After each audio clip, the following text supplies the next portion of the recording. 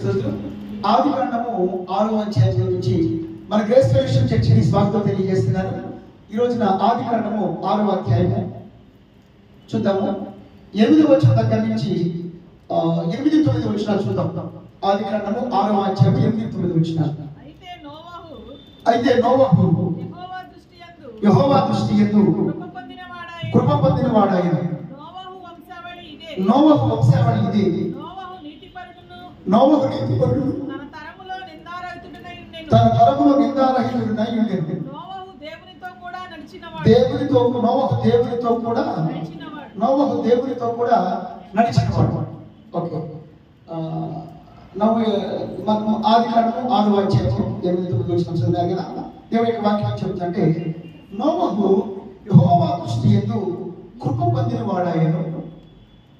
నోవహు వంశావళిది. నోవహు నీతిపరుడు తన తరములో నిందారహితుడై ఉండెను. నోవహు దేవునితో కూడా నడిచినవాడు. ఇక్కడ దేవుని యొక్క వాక్యంలో ఈ ఉదయకాలం ముందు మనం కొద్ది నిమిషాలు నోవహు భక్తుడి గురించి మనం ధ్యానం చేయబోతున్నాం. నోవహు భక్తుడి యొక్క లక్షణాలను, ఆయన లైఫ్ లో దేవుడు ఎలాంటి అద్భుతాలు చేశాడో ఆ విషయం గురించి మనం మాట్లాడుకుంటున్నాం. యెహోవా దృష్టి యందు కృప పొందిన వాడాయను అన్నదన్నమాట. ఈ రోజున నోవహు దేవుని దృష్టిలో కృప పొందిన వాడాయను. నోవహు దేవుని దృష్టిలో కృప పొందుటకు కారణం ఏంటి అనే విషయం మనం మాట్లాడుతున్నాం. మనమందరం కూడా ఈ రోజున దేవుని కృపకు పాత్రలు అయ్యాం. దేవుని కృపలో ఉండాలంటే, దేవుని కృపకు మనం పాత్రలు కావాలంటే కారణం ఏంటో ఒకసారి రోమా పత్రిక 5వ అధ్యాయం చదువుతాం. Romans chapter 5th verse 1-2. రోమా పత్రిక 5వ అధ్యాయం 1-8 వచనాలు. కాబట్టి విశ్వాస మూలమున మనము నీతిమంతులుగా తీర్చబడి మన ప్రభువైన యేసుక్రీస్తు ద్వారా దేవునితో సమాధానం కలిగిందుము. మరియు ఆయన ద్వారా మనం విశ్వాసము వలన ఈ కృపయందు ప్రవేశము గలవారమై అందులో నిలిచియుండి దేవుని మహిమను గురించిన నిరీక్షణ బట్టి అతిశయపడుచున్నాము. ఇక్కడ గమనించండి కదా, ఇక్కడ నేను ఇందాకేమన్నాను, మనం నోవహు గురించి మాట్లాడుకుంటాం. నోవహు యెహోవా దృష్టిలో కృప పొందినవాడు అని రాయబడింది అనమాట. నోవహు యెహోవా దృష్టిలో కృప పొందినవాడు. ఏ శబ్దం చెప్పలేదు. నోవహు యెహోవా దృష్టిలో కృప పొందినవాడు అని రాయబడింది. దేవుని దృష్టిలో నోవహు దేవుని కృపకు పాత్రుడు కావడానికి, నేటి దినాల్లో మనము కూడా దేవుని కృపకు పాత్రులు కావడానికి ఏమిటంటే ఆయన ద్వారా మన విశ్వాసం వలన కృప యందు ప్రవేశము గలవారమై. ఇప్పుడు చెప్పండి, కృపలో ఎలా ప్రవేశించాము? విశ్వాసం వలన, బై ఫెయిత్, త్రూ ఫెయిత్. విశ్వాసం వలననే దేవుని కృపను పొందగలిగాం. మరి ఇప్పుడు చెప్పండి, దేవుని కృపకు పాత్రలు కావాలంటే మనలో ఉండాల్సినటువంటి అర్హత ఏంటి? విశ్వాసం. కాబట్టి దేవుని యందు ఎవరైతే విశ్వాసం ఉంచి ఉన్నారో వారు దేవుని కృపలో ప్రవేశించి ఉన్నారు. హల్లెలూయా. కాబట్టి ఇప్పుడు మనం ఎక్కడున్నాము? దేవుని కృపలో ఉన్నాం. ఆ కృపలో ప్రవేశించుట, కృపలో ఈ కృప యందు ప్రవేశము గలవారమై. ఎక్కడ ప్రవేశించాం? కృపలో ప్రవేశించాం. ఇప్పుడు మీరు ఒక మాట చెప్పాలి, నోవహు ఎక్కడ ప్రవేశించాడు? ఓడలో ప్రవేశించాడు. ఆ ఓడలు దేనికి సాదృశ్యం? రక్షణకి సాదృశ్యం. ఇప్పుడు మీరు చెప్పండి, కృపకు ఒక రూపం ఏంటి? కృపకు మరొక రూపం. కృపకు ఒక రూపం యేసు ప్రభువు. కృపకు మరొక రూపం ఏంటి చెప్పండి? యేసు ప్రభువు. ఇప్పుడు ఆ రక్షణ వాడని దేనికి సాదృశ్యం? యేసు ప్రభుకు సాదృశ్యం. ఇప్పుడు హెబ్రీ పత్రికలో ఒక మంచి మాట రాయబడింది అనమాట. హెబ్రీ పత్రిక 11వ అధ్యాయంలో ఒకసారి హెబ్రీ పత్రిక 11వ అధ్యాయంలో మంచి మాట రాయబడింది అనమాట. కాదు, ఎబ్రీ పత్రిక 7వ వచనం చదవండి. 11:7. విశ్వాసమును బట్టి నోవహు అది వరకు చూడని సంగతులను గురించి దేవుని చేత హెచ్చరింపబడి భయభక్తులు గలవాడై తన ఇంటి వారి రక్షణ కొరకు ఒక ఓడను సిద్ధము చేశాడు.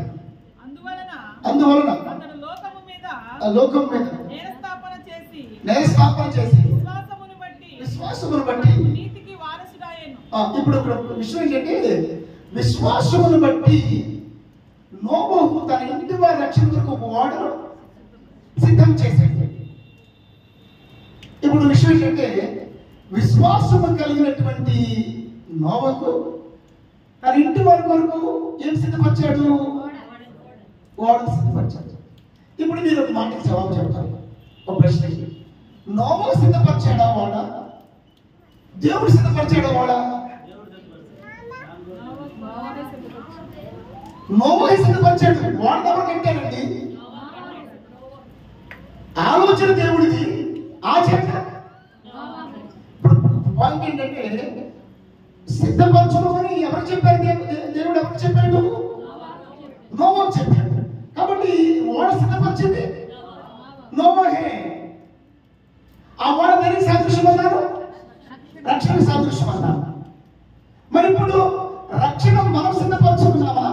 దేవుడు సిద్ధపరిచాడా?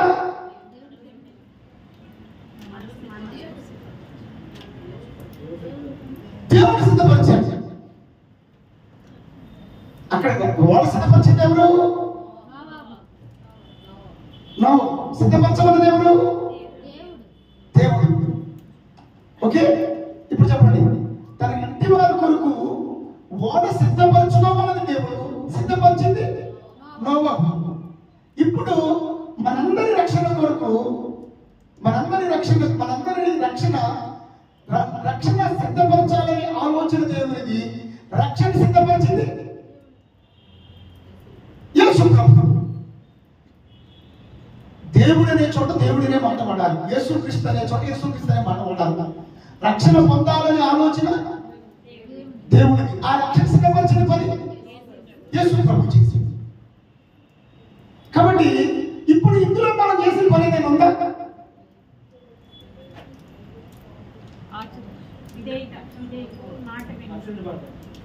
ఇందులో మనం చేసిన పని ఏంటి? చెప్పండి కాన్ఫిడెంట్ గా. విశ్వాసం వచ్చడమే. ఇప్పుడు నోవహులో ఏముంది? విశ్వాసం ఉంది. రెండోది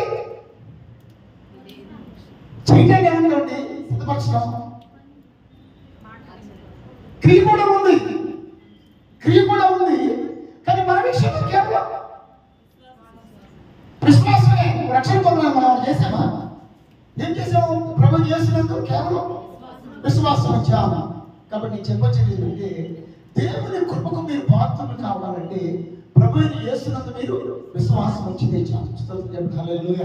కాబట్టి దేవుని యందు విశ్వాసం ద్వారా కృపలో ప్రవేశించాము. ఆ కృపలో ప్రవేశించడమే రక్షణ. హల్లెలూయా. చెప్పండి, కృపలో ప్రవేశించిన వాళ్ళంతా దేవునికి స్తుతి చెప్పండి. హల్లెలూయా. మనం ఎక్కడ నిలిచినాం? చెప్పండి, ఎక్కడున్నాం మనం? చెప్పండి, దేవుని కృపలో ఉన్నాం. హల్లెలూయా. ఇప్పుడు మీకు మాట చెప్తాను. దేవుని కృపలో ఉన్నవాళ్ళు లక్షణాలు ఎక్కడ మీతో చెప్తాను. దేవుని కృపలో ప్రవేశించిన వారి యొక్క లక్షణాలు. ఇప్పుడు ఇక్కడ ఎవరి గురించి మాట్లాడుకుంటున్నాం? మనము నోవహు గురించి మాట్లాడుకుంటున్నాం. నోవహు గురించి దేవుని కృపను పొందాడంటే నోవహుకి ఏముంది? విశ్వాసం. అది మనకు అయితే ఇక్కడ కొన్ని లక్షణాలు ఉన్నాయన్నమాట అండి. ఏంటంటే 6వ అధ్యాయము 9వ వచనంలో మాట్లాడుతున్నాడు. నోవహు నీతిపరుడు, తన తరములో నిందారహితుడు, దేవునితో కూడా నడిచినవాడు. ఇప్పుడు గమనించండి. ఇప్పుడు ఇటు చూడండి ప్లీజ్. నోవహు ఎవరట? నీతిపరుడు. ఎవరు చెప్పండి? నోవహు నీతిపరుడు. ఇప్పుడు మీకు సంగతి చెప్తాను. మనము విశ్వాసములో రాకముందు, కృపలో ప్రవేశించక ముందు మనం ఎవరు? పాపులము. అందుకని రోమా 3:11 నీతిమంతుడు లేడు, ఒక్కడు లేదు. కానీ విశ్వాసం ఇక్కడ రోమ 5:1 ఉంది కదా, మళ్ళీ రోమ 5:1 ఏమన్నా రోమ 5:1 రోమన్స్ చాప్టర్ 1 రోమ 5:1 కాబట్టి విశ్వాస మూలమున మనము నీతిమంతులముగా తీర్చబడి చాలు. ఇప్పుడు గమనించండి, ప్రభునందు విశ్వాస మూలమునేమయ్యా మనము నీతిమంతులముగా తీర్చబడ్డాం. ఇక్కడ గమనించండి, కృపలో ప్రవేశించడానికి విశ్వాసమే, నీతిమంతులు కావడానికి కూడా విశ్వాసమే. మరి ఎప్పుడైతే కనుక యేసునందు విశ్వాసం ఉంచిన వాడు ఎలాంటి పాపి అయినా యేసు కృప వలన, యేసు రక్తమును కడగబడటం వల్ల ఏమయ్యాడు? నీతిమంతుడయ్యాడు. కాబట్టి యేసు క్రీస్తునందు విశ్వాసం ఉంచిన ప్రతి వ్యక్తి కూడా నీతిమంతుడే. నీతిమంతులందరూ చెప్పండి హల్లెలూయా. లోకం ఎలా అనుకున్నా కూడా మనం తీర్పు తెచ్చుకున్నాం. యేసునందు విశ్వాసం ఉంచిన మనందరం కూడా నీతిమంతులమే. హల్లెలూయా. కాబట్టి నోవహు ఎవరు చెప్పండి? బైబిల్ చెప్తుంటే గలతీ పత్రికలో ఒక మంచి మాట ఉందన్నమాట. గలతీ పత్రికలో 5వ అధ్యాయంలో ఒకసారి గలషియన్స్ చాప్టర్, గలషియన్స్ 3rd చాప్టర్ అనుకుంటా, ఒకసారి చూడండి. గలషియన్స్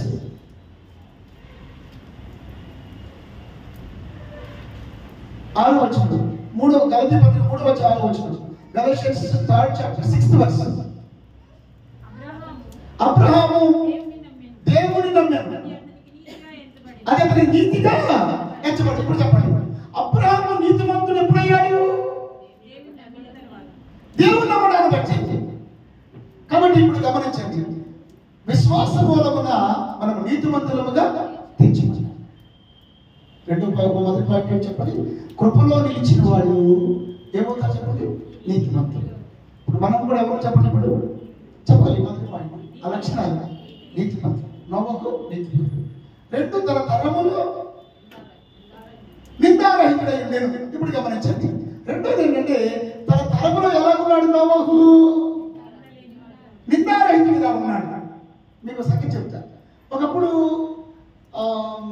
మనము చాలా నిందల్లో ఉండొచ్చు, కానీ ఆ కృపలో నిలిచిన మనం ఎలా ఉండాలి చెప్పండి? నిందారహితులు ఉండాలి, నిందంటే మచ్చలు లేకుండా ఉండాలి. మీకు మాట చెప్పమంటారా? నిందంటే ఒక మచ్చ, నిందబడింది అంటారు కదా. నిందబడటం అంటే ఏంటి? మచ్చ పడతాం. మీకు సంగతి చెప్పమంటారా? ఇప్పుడు మీ బట్టల మీద ఏం పడుతుంటాయి? మచ్చలు పడుతుంది. అప్పుడు మీరు ఏం చేస్తారు? బట్టల మీద పడిన మచ్చల్ని ఏరియల్ వేసు, సర్ఫెక్సల్ వేసు, నిమ్మకాయ పెట్టి ఉంచుతారు. ఇప్పుడు ఎవరైతే కనుక దేవుని కృపను ఇచ్చినారో వారు నీతిమంతులుగా ఉండటమే కాదు, నిందారహితులు ఉండాలి. ఒకసారి ఎఫెసీ పత్రిక పెట్టి, ఒకసారి ఎఫెసీ పత్రికలో మంచి మాట రాయబడింది. ఎఫెసియన్స్ 5వ అధ్యాయం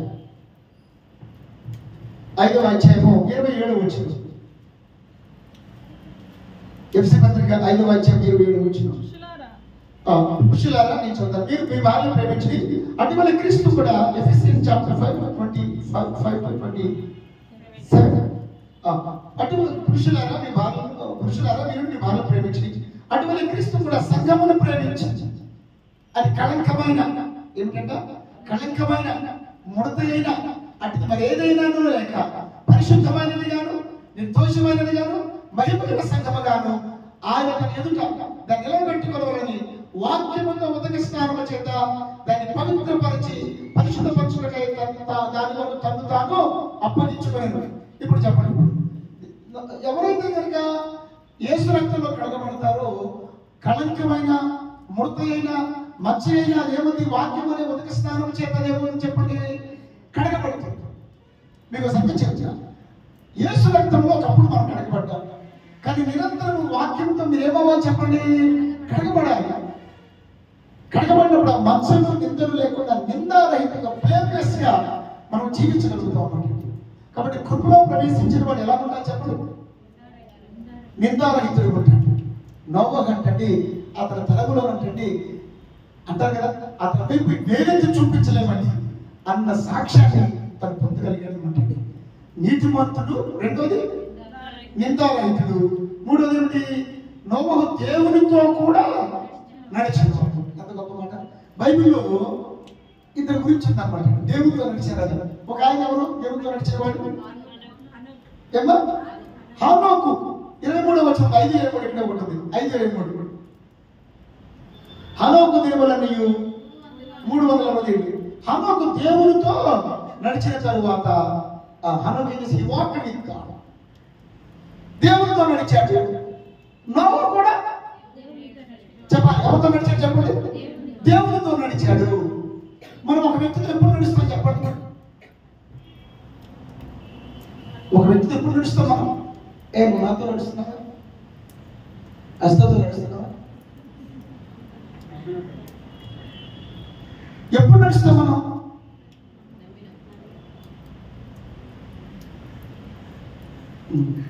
ఒకసారి ఆమోసు 3:3 వింటారు.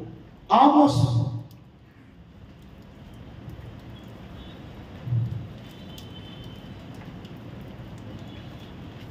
గ్రంథం సమ్మతింపకుండా పేజ్ నెంబర్ చెప్పండి. 756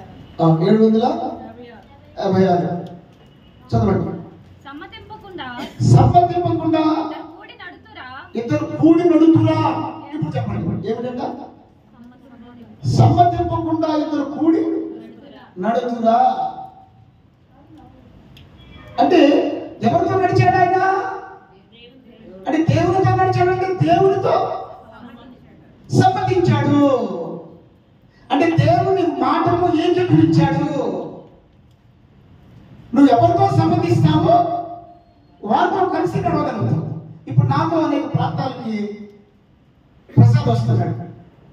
నా లక్షణాలు నీకు నచ్చలేదనుకో, నా అలవాట్లు నీకు నచ్చలేదనుకో, మీకు చేసే పని నీకు నచ్చలేదనుకో, నేను మాట్లాడే మాట మీకు నచ్చలేదనుకో, నేను మాట్లాడే ఫోన్ నచ్చలేదనుకో, ఏంటి పట్టాకి మీటింగ్ అంటాడేంటి, నవీన్ అంటాడేంటి, వాళ్ళ ఒంట్లో బాధగా అంటాడేంటి, ఉపవాస ప్రార్థన అంటాడేంటి, లేకపోతే కనుక అనిపించింది అనుకో, నువ్వు నాతో నడుస్తావా? నువ్వు నాతో సమ్మతించబడి నువ్వు నాతో నడవగలుగుతున్నావు. కాబట్టి వారు ఎవరితో నడిచారు? అంటే దేవుడితో ఏం చేశారు చెప్పండి? ఏక మనసు కలిగి ఉన్నారు. రాము మీరు మ్యారేజ్ ఎంత కాలం అయింది?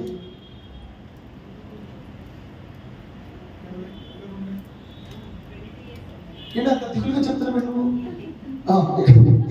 22 సంవత్సరాలు అయింది. ఎన్ని సంవత్సరాలు అయింది? 22 సంవత్సరాలు. 22 సంవత్సరాలు ఇచ్చింది ప్రభు మహాత్మ బట్టి మరొక 50 ఏళ్ళు, మరొక 60 ఏళ్ళు, 100 ఏళ్ళు మీ వైభవాన్ని చుట్టూ కొనసాగిపోతుంది. కలిసి ప్రయాణం చేస్తున్నారు. కారణం ఏంటి? మీ ఇద్దరు అన్నింటిలో ఏకీవిస్తారు, సమ్మతిస్తున్నారు. కొన్ని వారు తానే మాటకు సమ్మతించాల్సి వస్తుంది, కొన్ని వారు మీ మాటకు తానే సమ్మతించాల్సి వస్తుంది. ఇద్దరు కలిసి దేవునితో సమ్మతిస్తూ దేవునితో కూడా కలిసి మన నడక ప్రయాణం సాగిపోవాలి. హల్లెలూయా. అవునుగా చెప్పండి. కాబట్టి మన దేశంలో ఒక అలవాటు ఉంది అనమాట, 7 అడుగులు అంటారు అన్నమాట. 7 అడుగులు 7 అడుగులే కాదు, జీవితాంతం కలిసి నడిచేది వైవాహిక సమానం. 7 పరిపూర్ణత తగ్గవచ్చు కదా. కాబట్టి దేవునితో నడిచే వారుగా మనం ముందుకు కాక, మరి లేకపోతే చక్కగా చికెన్ తీసుకొచ్చుకుని పూట ఫ్రై కస్తాలు చేసుకుని పప్చారు చేసుకుని, లేకపోతే కనుక మరి ఏదైనా ఇష్టమైనది తీసుకొచ్చుకొని ఫ్రై చేసుకుని, చాలా మంది అట్లా ఇంట్లో కూర్చుని వాళ్ళు ఉన్నారో చెప్పండి, ఉన్నారో చెప్పండి. నేను వచ్చిన ఇంట్లో చాలా మంది రావాలి, నేను సరిపోయింది అనుకున్నాను నేను ప్రార్థన. కానీ మనం ఎవరు దేవునితో అప్పుడు ఎంత గొప్ప విషయం తెలుసు మనకి. ఇప్పుడు ఏమైనా పాదయాత్ర చేసుకుని వెళ్తారు అనుకోండి, 2 అడుగులు అయితే ఏం చేస్తారు? గొప్పని వెళ్ళిపోయి ఇదేదో ఆయన నడిచేసినట్టుగా ఏం చేస్తారు? ఏనా సెల్ఫీ తీసేసుకుంటాడు. వీడు అమ్మ అక్కడేమో అక్కడి నుంచి ఎక్కడో నడుచుకుంటూ వెళ్తుంటాడు, వీడు ఎక్కడో నడుస్తాడు, కలిసేసి అంటాడు అనమాట. సెల్ఫీ తీసేసుకుని వాడు ఫోటో పెట్టేసుకుంటాడు. అది కాదు మన క్రైస్తవ భక్తి. నిరంతరం మనం ప్రయాణము దేవునితో సాగిపోవాలి కాక, ఎవరు తెల్లవారు చెప్పిన దేవునితో నడిచేవాళ్ళుగా మనం అందరం కాక. సో ఏ స్థితిలోనైనా ఏం చేస్తారు చెప్పండి? మీకు మాట చెప్పండి, దేవుడు మనతో నడుస్తుంటే అసలు మనకు భయం ఉంటా చెప్పండి. మీకు సంగతి చెప్తాను. ఇశ్రాయేలీయులు నడిచారు. ఎన్ని సంవత్సరాలు నడిచారు చెప్పండి? ఇశ్రాయేలీయులు 40 సంవత్సరాలు నడిచారు. ఎక్కడైనా కారు ఎక్కారా? ఎక్కారా? ఫ్లైట్ ఎక్కారా? లేవు అసలు ఆ రోజులతో. కానీ నడిచారు వాళ్ళు. కానీ వాళ్ళు నడుస్తున్నప్పుడు ఏమైంది? ఎర్ర సముద్రం అంటే వచ్చింది. అయినా నడవగలిగారు, సముద్రంలోకి నడవగలిగారు. ఎందుకు? వారితో ఆయన ఏమన్నాడు? నా సన్నిధి నీకు తోడుగా వచ్చును అన్నాడు. ఆయన దృశ్యుడుగా ఆయన నడిచాడు. పగలు మేఘస్తంభముగా, రాత్రి అగ్నిస్తంభముగా నడిచాడు. దేవుడు నీతో నడుస్తుంటే, నువ్వు దేవుడితో నడుస్తుంటే, నువ్వు సముద్రంలోనైనా నీ ప్రయాణం సాగిపోతుంది, వరదల్లోనైనా నీ ప్రయాణం సాగిపోతుంది, వర్షంలోనైనా నీ ప్రయాణం సాగిపోతుంది, ఎండలోనైనా, అలసిన వేళలోనైనా, సమస్యల వేళలోనైనా, నిందల్లోనైనా, కష్టాల్లోనైనా నీ ప్రయాణం ఆగిపోకుండా సాగిపోతుంది. ఎందుకు తెలుసా? నేను నడిపిస్తున్నవాడు దేవుడు. నీ చెయ్యి పట్టుకుని నిన్ను నడిపిస్తూ నీతో నడుస్తున్నవాడు నిన్ను చెయ్యి ఎక్కడికి విడవనటువంటి వాడు అన్నట్టు. హల్లెలూయా, హల్లెలూయా. అందుకని దావీదు అంటాడు, యెహోవా నా కాపరి, నాకు పచ్చిక గల చోటున్న ఆయన, శాంతికరమైన చెరవుల చేతనున్న ఆయన ఏమంటున్నాడు? నడిపించుచున్నాడు. నడిపించుచున్నాడు అంటే ఒక పసిపిల్లవాడి యొక్క చేయి పట్టుకుని తండ్రి ఎలా నడిపిస్తాడో ఆయన నడిపించే దేవుడిగా ఉన్నాడు అన్నమాట. హల్లెలూయా. మన దేవుడు మనతో నడిచేవాడు. ఈ ప్రపంచంలో ఎవరైతే కాలం నడుస్తారో మనకు తెలియదు. దేవుడు మాత్రం మీతో నడుస్తున్నాడు. మీరు కూడా దేవుడితో నడవడానికి మీరు సంబంధించి వాళ్ళు ముందుగా. హల్లెలూయా. 3 వచ్చింది. లక్షణాలకి నీతిమంతుడు, నిందారహితుడు, దేవుడితో నడిచినవాడు. ఆ తర్వాత అండి దేవుడితో నడుస్తున్నప్పుడు ఒక రోజున దేవుడు నోవాకు ఒక షాకింగ్ న్యూస్ చెప్పాడు. నోవాకు జలప్రళయం రాబోతుంది, వరద ముంచెత్తబోతుంది, ప్రళయం రాబోతుంది. అయితే నువ్వు నా దృష్టిలో నిందారహితుడిగా, నీతిమంతుడిగా నాతో నడుస్తున్నావు కాబట్టి ఆ వరదలో నువ్వు మునిగిపోకుండా ఉండడం కొరకు, నింటి వారి కొరకు ఒక ఓడను సిద్ధపరచుకో.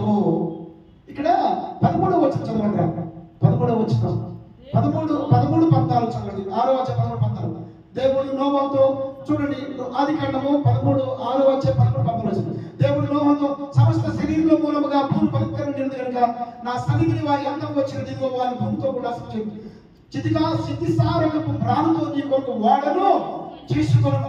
ఎవరన్నా చెప్పండి, నీవు వాడను చేసుకో అన్నాడు. దేవుడు ఒక మాట సెలవిచ్చాడు. 22వ వచనం నోవహు అట్లు చేశాను. నోవహు అట్లు చేశాను. దేవుడు అతనికి ఆజ్ఞాపించిన ప్రకారం యావత్తు చేశాను. తర్వాత 20వ వచనం, మరియు తింటుకు నానా విధమైన ఆహార పదార్థములను ఉంచుకొని నీ దగ్గర ఉంచుకొను, అవి నీకును వాటికి ఆహారమగునని చెప్పాను. ఇక్కడ ఒక మాట నాకు ఏమనిపిస్తుంది తెలుసా? అమ్మా, దేవుడు ఆయన సృష్టి విషయంలో చాలా కన్సర్న్ ఉంటాడు అన్నమాట.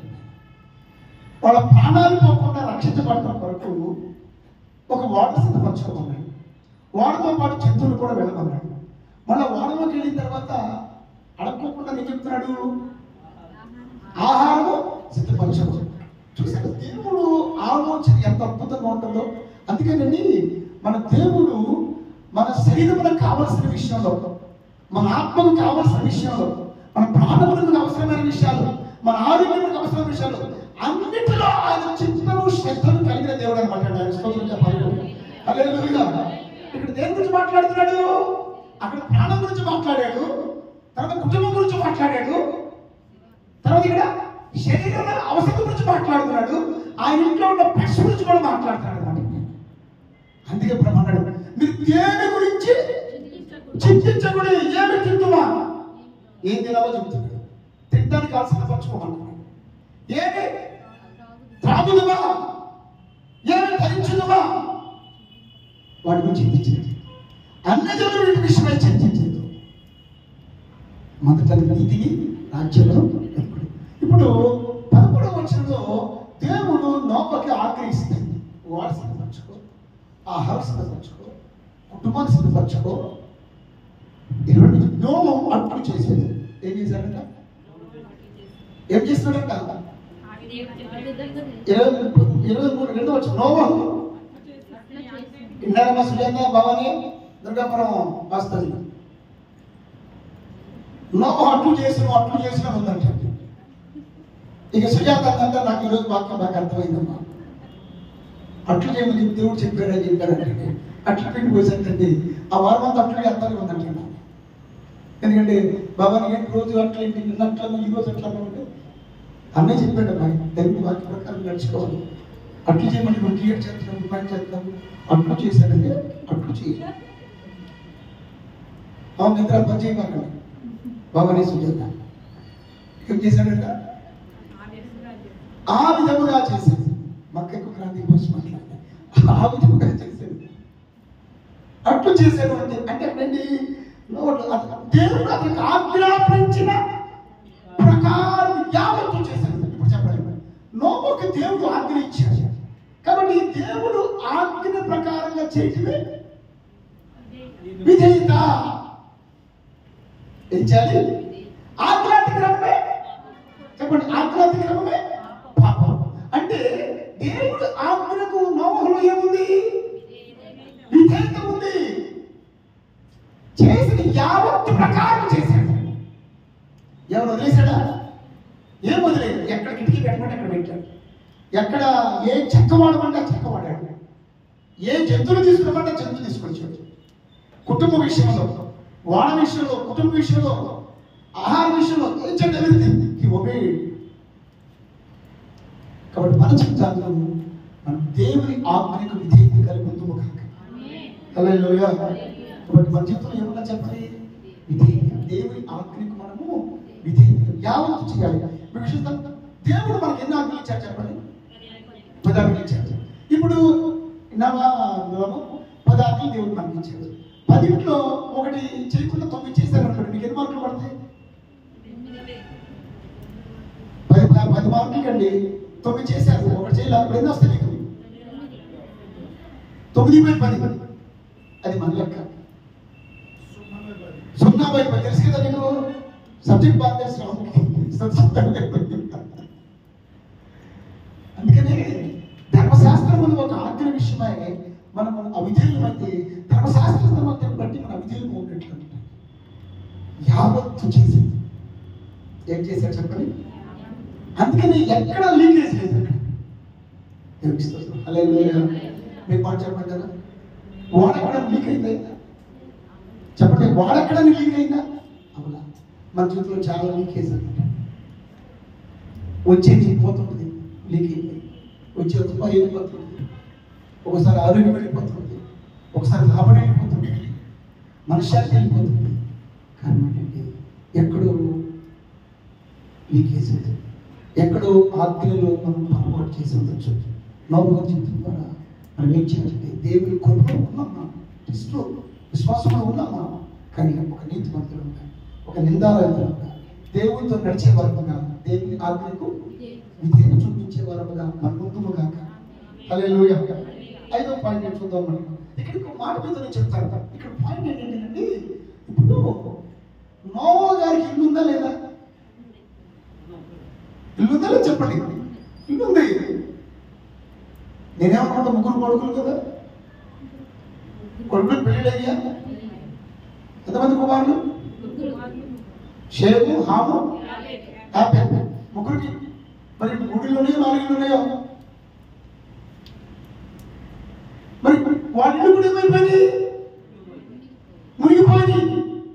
అంటే విశ్వాసంలో ఉన్నవాడు కూడా ఏం సంభవించింది? ఆపద సంభవించింది, అపాయం వచ్చింది, వరద వచ్చింది, కానీ మునిగిపోయాడు. కాబట్టి విశ్వాసంలో ఉన్నప్పుడు కూడా, అందుకని విశ్వాసంలో మనం ఉంటే, మన విశ్వాసంలో ఉంటే, కృపలో ఉంటే మునిగిపోకుండా దేవుని హస్తాలు మన పైకెత్తబడతాయి అన్నమాట. ఎవరితో నడుస్తున్నాడు ఆయన? మీకు మాట చెప్పంటారా?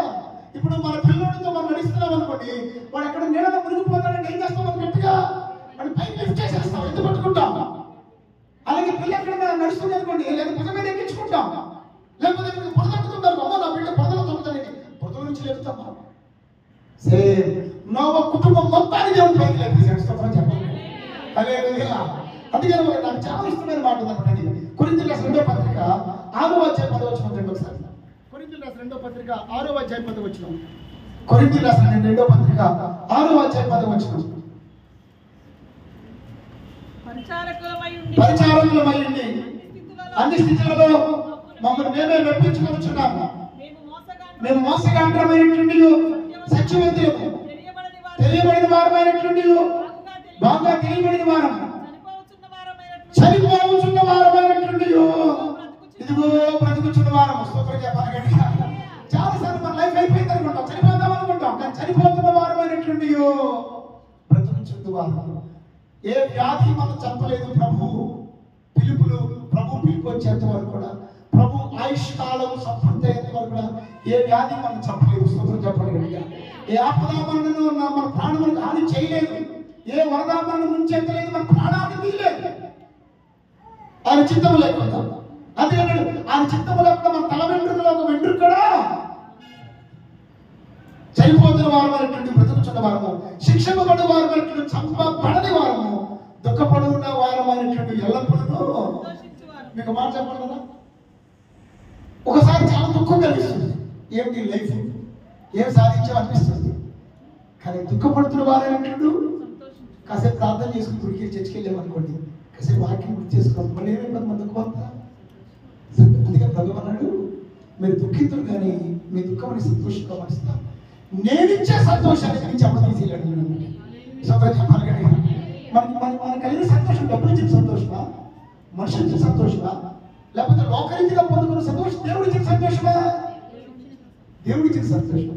దేవుడు ఇచ్చిన సంతోషాన్ని ఎవరు కూడా తీసి. హల్లెలూయా. తర్వాత ఏమన్నాడు, దరిద్రులమైనటువంటి అనేకులకు ఐశ్వర్యము కలిగించేవారము, ఏమీ లేని వారమైనటువంటి. మీకు మాట చెప్పంటారా, ఒకటి అన్ని ఉండగా దరిద్ర మొహం. వాడు సంవత్సరం ఒకసారి కూడా చికెన్ తింటారు. అసలు క్రైస్తవులు తిన్నంత చికెన్ ఎవరు తింటారు ప్రపంచంలో అనిపిస్తుంది.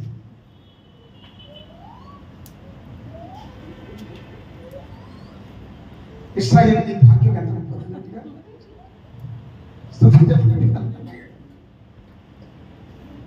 కదా. దరిద్రులు మరేటువంటి చెప్పండి, ఐశ్వర్యమే కాదు మనమే ఐశ్వర్యవంతులు. హల్లెలూయా కదా. మనకి ఎంత హ్యాపీ లైఫ్ దేవుడు ఇచ్చాడు కదా. మీకు ఐశ్వర్యం అంటే ఏంటంటే కలిగిన దాంట్లో సంతోషంగా సంతృప్తిగా ఉంటూ, సంతోషంగా ఉంటూనే సమాధానంగా సంతోషంగా సంతృప్తిగా జీవితాన్ని అనుభవించడమే నిజమైనటువంటి ఐశ్వర్యం. హల్లెలూయా. ఐశ్వర్యం అంటే మనకి ఎన్ని తులాల బంగారం ఉంది, ఐశ్వర్యం అంటే మనకి ఎంత కాస్ట్లీ హౌస్ ఉంది, ఐశ్వర్యం అంటే మనకి ఎంత ఇన్కమ్ ఉన్నది కాదు. ఐశ్వర్యం అంటే మనం ఎంత సంతోషంగా ఉంటున్నాం, ఎంత ఆరోగ్యంగా ఉన్నాం, ఎంత సంతృప్తిగా ఉన్నాం, ఎంత సమాధానంగా ఉన్నాం, ఎంత దైవ సాన్నిధ్యాన్ని అనుభవిస్తున్నాం, అదే నిజమైన ఐశ్వర్యం. హల్లెలూయా. కాబట్టి లాస్ట్ మాట అంటే అపాయములో ఉన్నాను. ఆ మాట ఉందా? అది వేరే చోట ఉందాం. అపాయములో ఉన్నాను మనము, ఉపాయము అక్కడ మాట వేరే చోట ఉంటుంది. అపాయములో ఉన్నది మనం ఉపాయము లేని వారము కాము. హల్లెలూయా. కాబట్టి ప్రభునందు ప్రియులారా, ఇక్కడ పాయింట్ ఏంటంటే నోవా జీవితానికి ఏమొచ్చింది? ఆపద వచ్చింది, వరద వచ్చింది, అందరితో పాటు వాళ్ళ మునిగి ఇల్లు కూడా మునిగింది. కానీ వాళ్ళు పైకి వచ్చారు, వాళ్ళు లోపలికి వెళ్ళారు. అది డిఫరెన్స్. హల్లెలూయా. కాబట్టి మన జీవితంలో నుండి ప్రభు యొక్క ఆజ్ఞానుసారంగా జీవిస్తున్న ఈ కృపలో నిలిచినటువంటి మన జీవితంలో కూడా కొన్ని లోకంలో వ్యాధులు వస్తాయి, బాధలు వస్తాయి, ఇబ్బందులు వస్తాయి. కానీ మనం మునిగి ఎందుకు? మనతో దేవుడు ఉన్నాడు. స్తోత్రం చెప్పండి. హల్లెలూయా. ఎర్ర సముద్రం వాళ్ళు నేను దాటగలిగారు, కానీ వాళ్ళు ఎందుకు? మీతో దేవుడు నడిచాడు. హల్లెలూయా. 4 విషయాలు చెప్పాను, ఇప్పుడు చెప్తూ చేసేస్తాను. ఒకటి, నోవహు నీతిమంతుడు. 2, నిందారహితుడు. 3, దేవుడితో నడిచిన వాడు. 4, దేవుని ఆజ్ఞకు విధేయత కలిగిన వాడు. ఇప్పుడు వాడలో ఉన్నటువంటి వాడలు ఇంచుమించుగా 6 నెలలు ఉన్న తర్వాత 150 రోజుల తర్వాత 8వ అధ్యాయంలో రండి. 8వ అధ్యాయంలో రండి. 8వ అధ్యాయం 3వ వచనం. అప్పుడు నీళ్లు భూమి మీద నుండి ఇక్కడ మాట 1వ వచనం పడుతుంది. దేవుడు నోవహుతో ఓడలో సమస్త జంతువులను సమస్త జ్ఞాపకం పంపించేస్తారు. దేవుడు భూమి మీద వాయువు విస్తున్నట్లు చేయడం వల్ల నీళ్లు తగ్గిపోయింది. మళ్ళీ గొప్ప విషయం చెప్పంటారు, నీళ్లు పంపించింది ఎవరు? మనం నీళ్లు ఆరిపోవడానికి ఏం పంపించాడంట? వాయువు పంపించాడంట. మీకు విషయం సార్, పంచభూతాలని ఆయన శ్వాసంలో ఉన్నాయి. హల్లెలూయా. పంచభూతములు అంటే ఏం చెప్పండి? పంచభూతాలంటే ఏమా? గాలి, గాలి, నేల, నీరు, అగ్ని, ఆకాశం.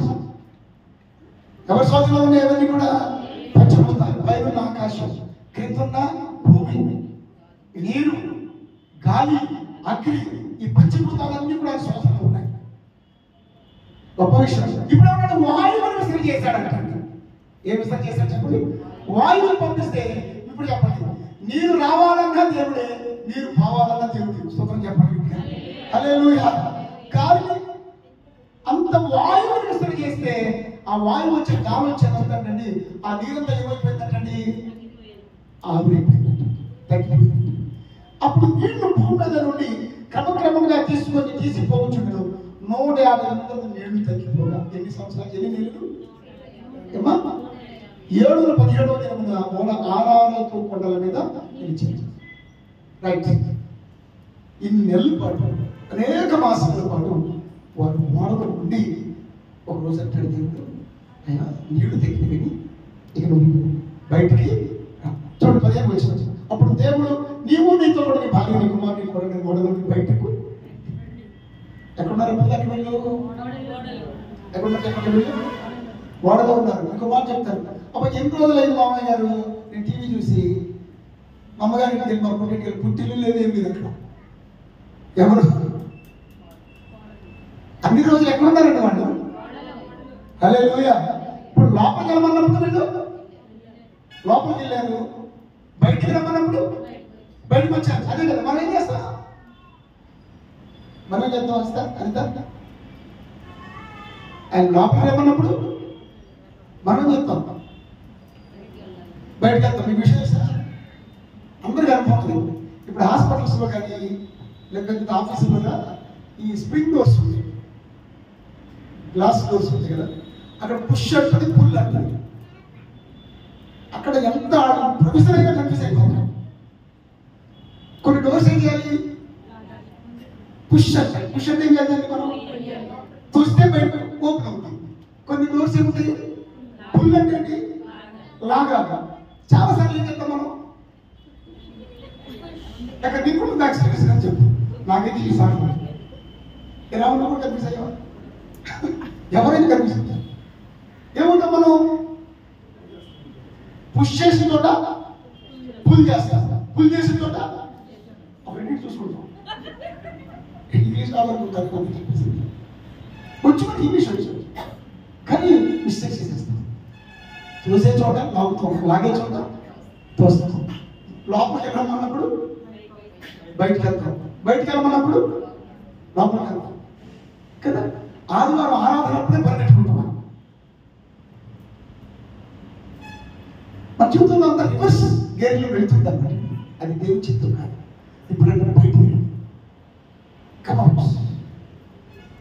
వెళ్ళమన్నప్పుడు వెళ్ళారు, బయటికి రమ్మన్నప్పుడు వచ్చారు.